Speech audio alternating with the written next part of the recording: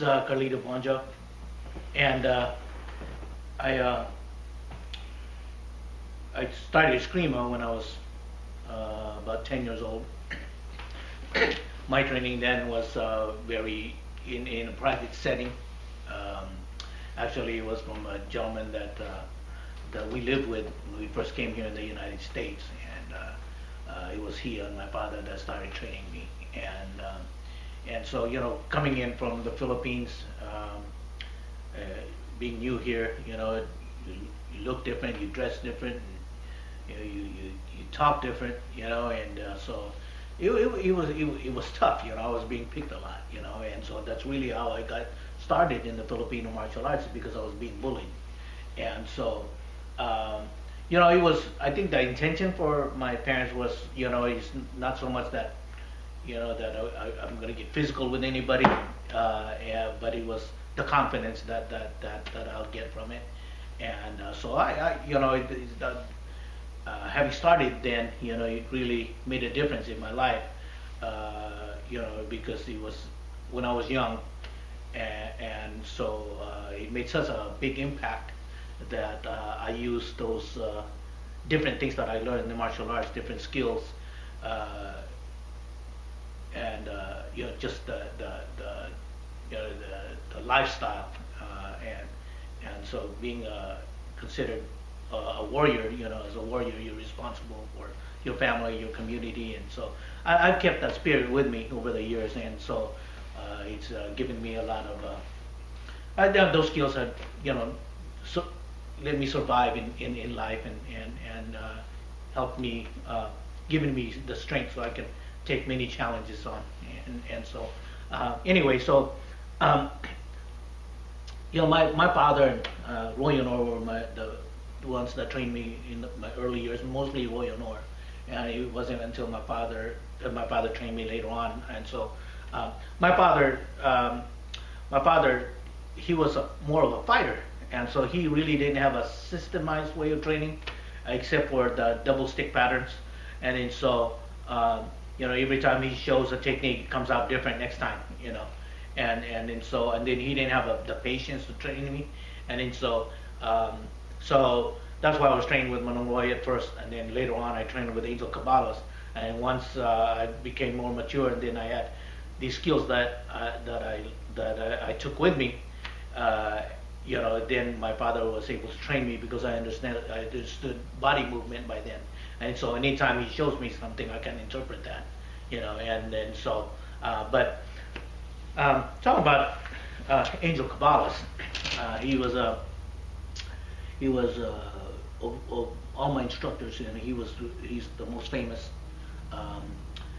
He was a true pioneer as an instructor here in the United States, with the Filipino martial arts, and especially here in Stockton. Stockton is like the mecca of Filipino martial artists back then.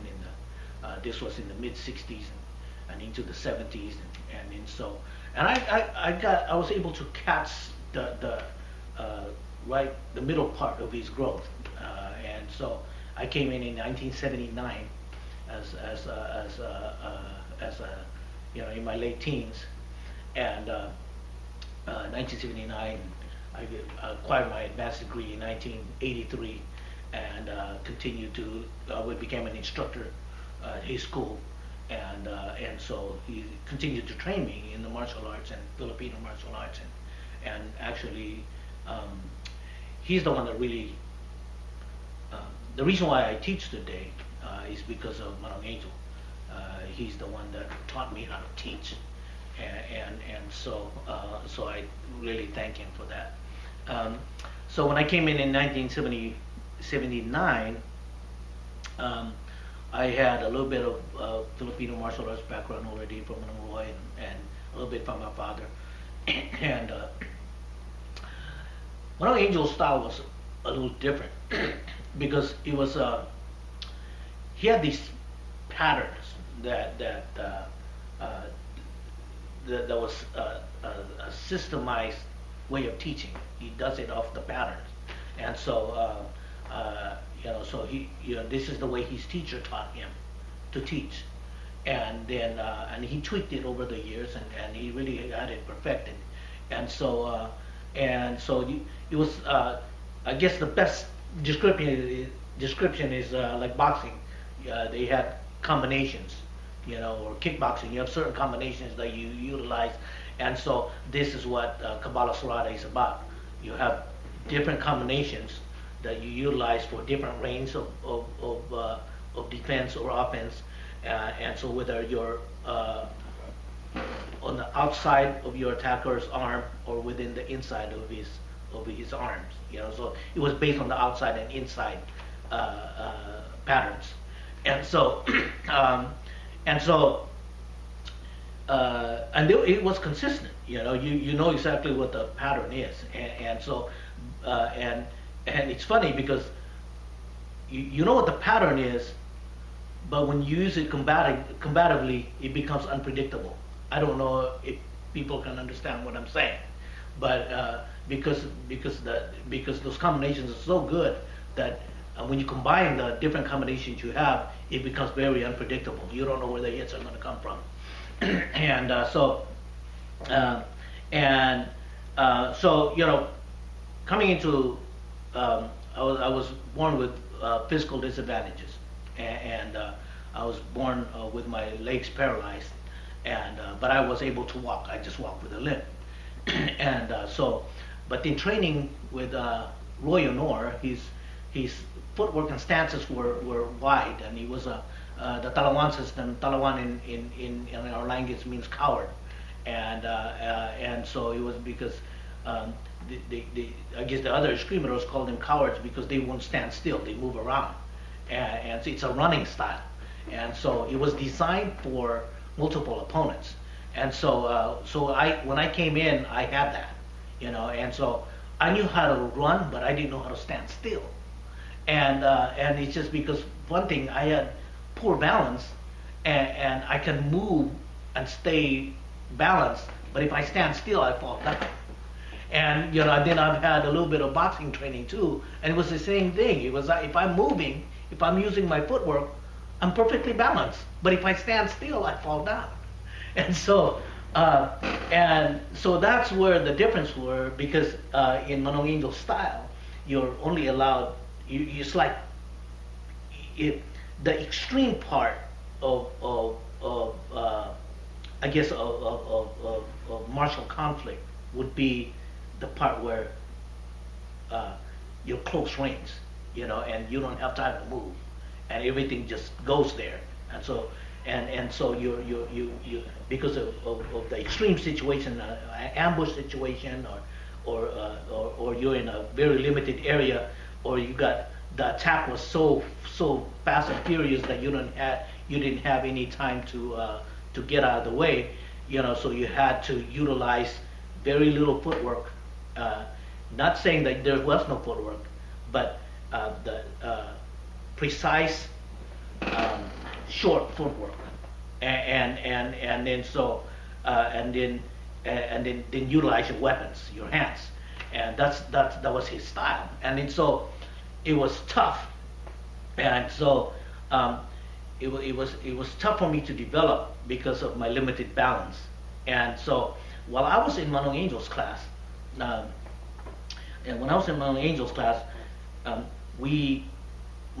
he wasn't the one that was really training us all the time. He would interject, and he would take you to the side and fix you if there was things that was grossly that was grossly wrong, and then but he had his his top instructors teach the class, the senior students, and so I was mentored by different people. I think my first mentor in the class was Stanley Wells, and then I went on to my older brother in the art, which was Ron Saturno, and then another senior training partner of mine was David Maw, and so I would get my guidance from Stanley, and then I work it with Ron and David, and then Angel would come and correct. Then you move on to your next lesson, and then I would go to another instructor, and so there was Gabriel Asuncion, there was a gentleman named Rick. There was a few others, I can't recall their last names, but we rotated within class. And as you progress, there were certain Angel would direct you to who you should study with next. And then so it wasn't, like getting a private lesson with Manong Angel, but he would come in and correct you. And then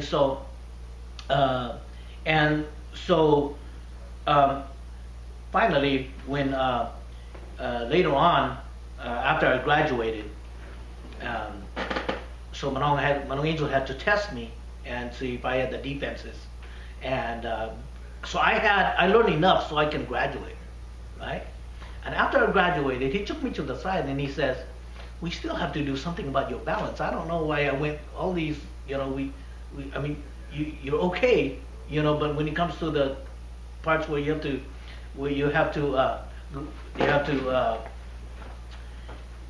to stand your ground, I noticed that you have difficulty, and then you'll have to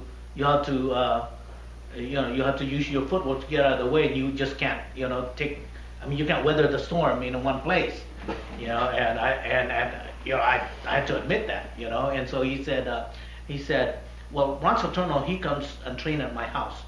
He trains at 9 o'clock in the morning, and he stops training at about 11. And then so, why didn't you come afterwards? And then I'll train you in the afternoon. And so I would get there at about 11:30. After Ron trained, we would have lunch, and then we would eat, and then we would train.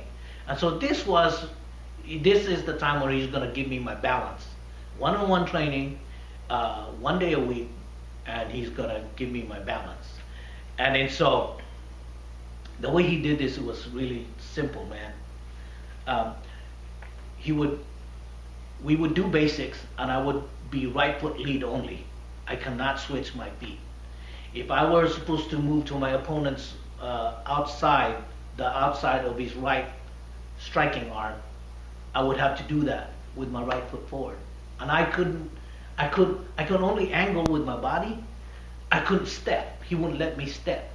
So I had to do all of the blocks that normally I would have to switch to a left foot lead with. I would have to do that with right foot lead. I couldn't move. So I had to do all my blocking that way from strikes 1 to 12, and do the different defenses right foot lead. And then I would go to the drills, speed drills that we had. So one of the drills that we did was lock and block.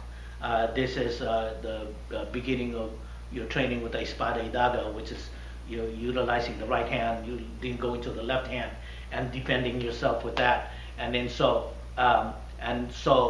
I couldn't switch feet either. It was I would have to maintain my balance and just use my body to angle and block and or pass without moving my feet. And so then we went into lock and block. We did what we call flow drill, and then there's another exercise, prelude to pick. It's kind of like between lock and block and picking. Pick is where the feeder will pick a target, but would start the attack somewhere else, and then end up at the target that he wants. And so redirect your technique so that way you open up a certain way. Like, let's say he wants to hit you in your left knee, and he might throw a couple of hits high and go to your right leg and then end up at your right knee because he opened it up by then. So it could be a 2-strike combination, 3 or 4-strike, whatever it takes to open up the opening that he wants. And then, so it's a 2-man drill. You pick. If I'm the one giving, I'll pick an area when I hit. I'll do a series of attacks to cause that opening, and then the defender will then defend all of the series of attack and end up with closing that opening. And then so anyway, there's a drill called closing drill, and so basically you use the series of combination that Sarada has to close the different openings. So because anytime you move, if you strike or defend, you're going to cause an opening. If you're defending the high line or you're attacking high, you're going to have an opening low. So your job, the series of combinations that Sarada has, will close those openings. So we would have the closing drill, and then once you get that, you go into the picking drill. So we would have all these drills, and they're fast. They start off slow and they go really fast, and you got to weather the storm. And so then we start mixing those drills. You know, we go from flow sparring to lock and block into picking and passing drills, and you do this as Manong Angel is giving you different hits, and you're just supposed to react, except I couldn't switch my feet. I would still have to maintain that right foot lead. And so one day, and I noticed by then that my legs really want to go, you know, but Manong Angel won't let me, you know. And so, but one thing I noticed though, man, I could stand still, because I've been standing still for so long that, you know, I couldn't do nothing else. And so it really improved my balance. I knew how to stand where I can, you know, if I start to fall, I knew how to shift my body weight, and I had to do it differently than more normal people because my balance was different, but I wouldn't fall down. And then so finally one day, man, he's giving me all these different strikes, and he said, okay, footwork. And then, man, I could go from no footwork to footwork and really move fast. And so, you know, that was mission accomplished. He was so now I had balance in movement as well as balance in standing still. And so I can anchor in and balance and move also. And then so that was an awesome time of my training. And I learned a lot. Because that's when I learned all the different training drills that we have, and so to improve your skills. And yeah, you know, so really excellent training, and you know, there's everything from basics to intermediate to advanced. You know, so learning your defenses and your offense. And your offensive attacks is hidden in your basic defense. I don't know if people can understand that, you know. And so it was funny because he never taught me specifically how to attack, but because I knew how to defend and I knew how to feed for those openings, I was learning it, not knowing I'm learning it, you know. And it's just the way he structured the training, and so. You know, and so we started talking about that. I said, Manong Angel, you know, this is so much, you know. He says, did you just create all these things yourself? He said, no, this is the way my instructor trained me, and you know, and this is the way his instructor trained him. And so, one thing I noticed that in class we had different signals that we use. There's, you know, different signals for different drills that we did. And then Manong Angel used to say that when they had these formal challenges,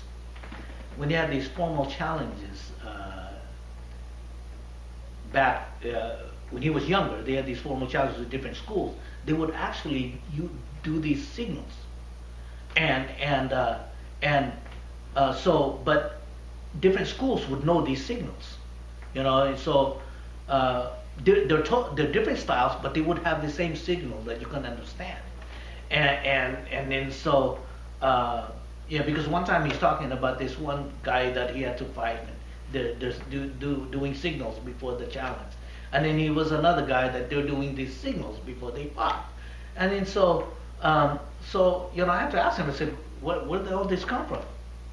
So basically, there was the Dosiparas Society.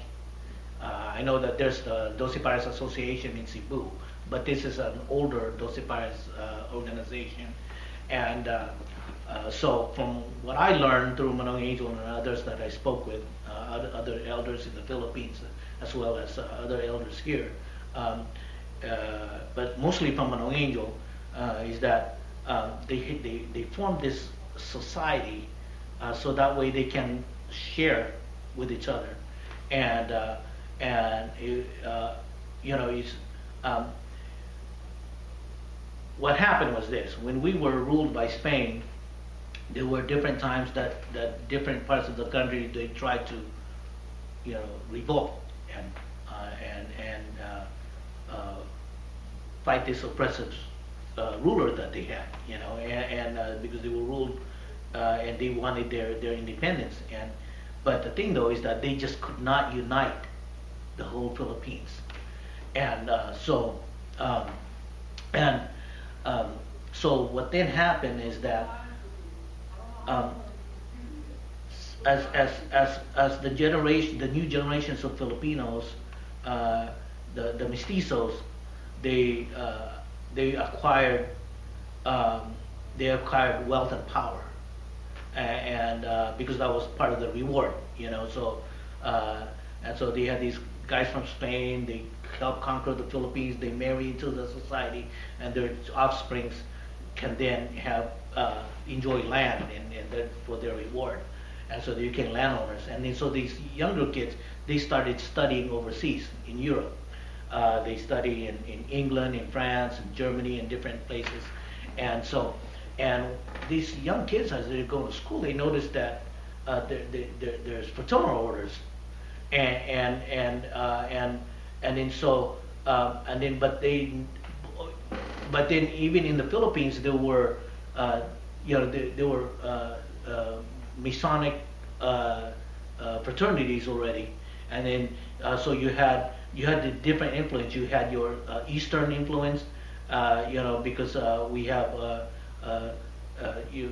different fraternities influenced from the Chinese, from India, you know, and then from the Western influence, and then so what they did is that when they especially in the 1800s, they went back to the Philippines and they formed an organization, two main organizations, and so there was another one that I can't remember right now. That was more of I can't remember the name of the organization, but it was a peaceful movement for independence, and then the more militant one was it came later, and that was the Katipunan, and then they also formed the Doce Pares Society to unite all of the different martial arts that was there, and then so that was how they were able to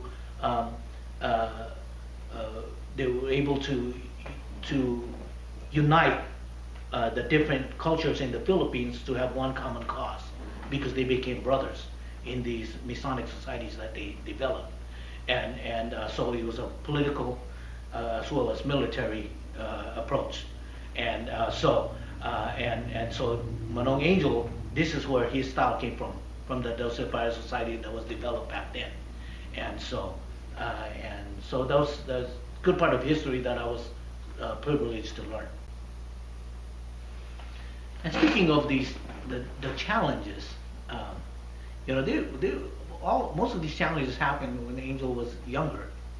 All of them most of them in the Philippines, and there was an incident in the ship that he was in. There was an incident in Mexico. There was an incident in what do you call this, in Alaska, and so.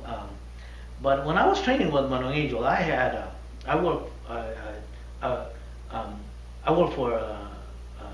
for an attorney, and he just started his practices here. It was immigration, and then, you know, and then he also had some political things that he did, and so and then so we in one of the buildings that Manong Angel taught, where we were being taught, was at the Filipino Community Center, and so we had an office there, and so while we were there working one day, so I'm, you know, working with my boss, and we hear these sticks, and so, you know, so he goes outside the office, and he says, hey, there's Angel Cabalas out there. And I said, oh yeah, this is where we practice. And he says, so let's close up and let's go over there and talk to him. So we went out there and talked to Manong Angel. So Manong Angel had a couple of guys that he was training, and so they were finished with their training, and those so it was a private section. So they left. There was one other guy that was left, and so we're just sitting there talking, and so my boss says, looks at Manong Angel, and he says, he looks at the old man, and he says, in Filipino, and he says, I hope this isn't to disrespect you, but I need to know. And he said, I play a little bit of Escrima, and if I hit you, I don't think you can block me. And man, there was no other way to put that. That was a challenge, man.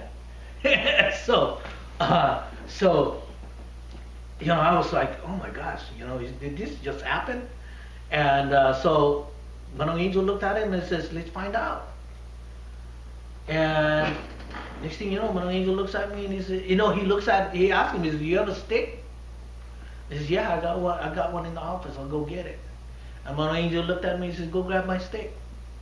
He says, you know the stick that I want? I said, okay, I'll go get it. So I went to Manong Angel's bag, grabbed him a kamagong, and you know, so he was about shorter than arm's length. And then my boss comes out of the office, man. He's got himself a long rattan stick, but he had the nodes, you know, the nodes were together. You know, it was one after the other, close together. So that means it was a hard stick.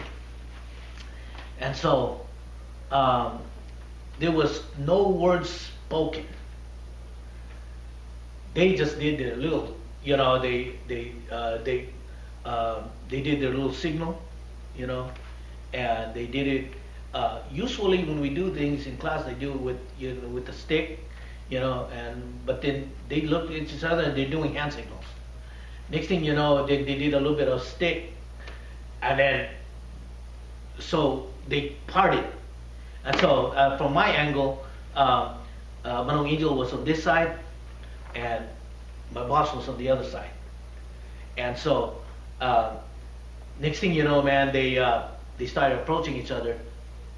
No, so they did like a little warm up, and then so Manong Angel was like bouncing like a boxer, and then he would, you know, his warm up was this. He did the arm like this, and then bounce up and down with his feet, and then, you know, moved his arms again, and he did this, and he would, all of a sudden he just kind of went down, man, in a ready position, and then my boss on the other side, he's, you know, swinging his weapon, and you can hear it because he had a longer stick. Next thing you know, he goes down like this, got one hand up this way, one hand down like this, and then they're looking at each other. Next thing you know, they're starting to creep to each other. Manong Angel has this low stance where he would spread his legs a little bit, and he would settle on the back leg. This is the stance he settled on the, where he leaned back he settled on the back leg, and then he I don't know if you can see my hands here, but his feet would creep up like this, really short, and he's spinning like a figure 8 technique with his weapon, and he's just leaning back and creeping forward. And so the other gentleman, the other side, he's swinging his weapon, and long arco hits, and next thing you know, man, they're several feet from each other, and they closed in fast, and so my boss, who was a little bigger, he came in. He lifted his left leg.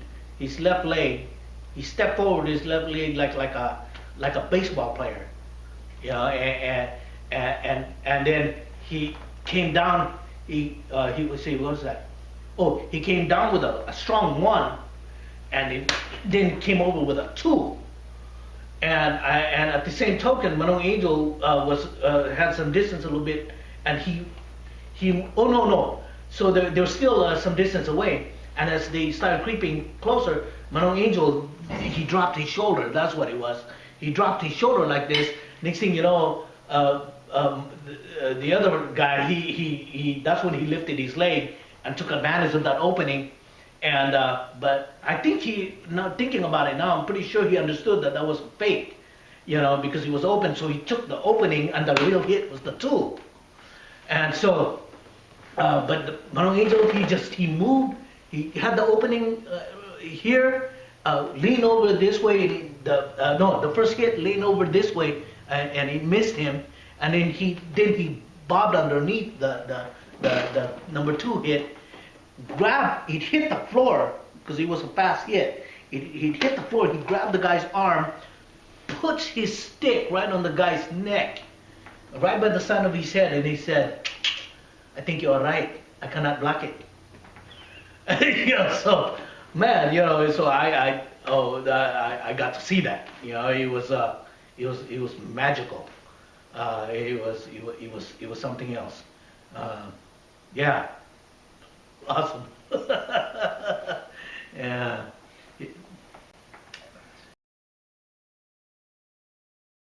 So 2 right here. Okay. Come on. See right here. Okay. Now this angle is different. Okay. So I'm going to hit him with this. I'm going to hit him with this part. 2. See. Okay. Then 2. I don't want to finish here. Okay. Then I go to this part here. Here. Okay. Now right here. The blade's where my fingers are, right? So I turn the blade towards his neck. Okay, now I'm here. Now I can use him as a shield if I want. Okay, all right. Then I cut. Ooh, that was a good cut.